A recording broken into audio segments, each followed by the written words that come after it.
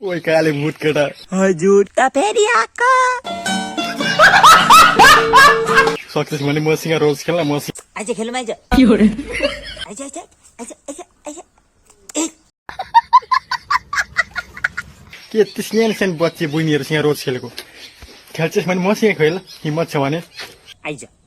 सुन एउटा कुरो भन्छु र यो देखिरहेको छ एकैछिन राख म पहिले हान्छु अनि त हान्नु पछि फेरि खेलाएन नभन्नु तुली सुन तुली गाडा यसरी अब बहिनी त गइहालिन् अब त आइस त खेल्नै परेको छ मार्बल मार्बल लिएर आउनु ल 10 रुपियाँको आइज त म सिकाइदिन्छु सँगै खेल्नुपर्छ कसको परेलो राम्रो कसको नराम्रो त्यही हेरेर आएको तिम्रो त दाँतको फागामा रेल कुद्ने रहेछ दाइ यस्तो छ नि जुन चाहिँ माजाको परेको कैसे कैसे लोग रहते हैं यार यहाँ पर त्यसमा पनि रेलगाडी कुदाउ म सोच्दैछु जुन चाहिँ एउटा हाम्रो यता तिम्रो डिब्रुगढ डिस्ट्रिक्ट भएर डाइरेक्ट त्यता पुग्छ नि तिम्रो घर कता अरे कमेन्ट गर माने त्यता त्यतै माने तिम्रो दाँतदेखि गर डाइरेक्ट ल्यान्डिङ यता बनाउँछु नाकदेखि स्वात्तै तिम्रो दाँतको त्यो फाक आहा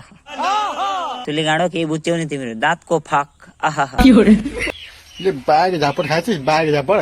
एकैमा बाघ झापड जे भने नि सर्टा बोला छ बुझ आइ हाय हाय हाय सटाप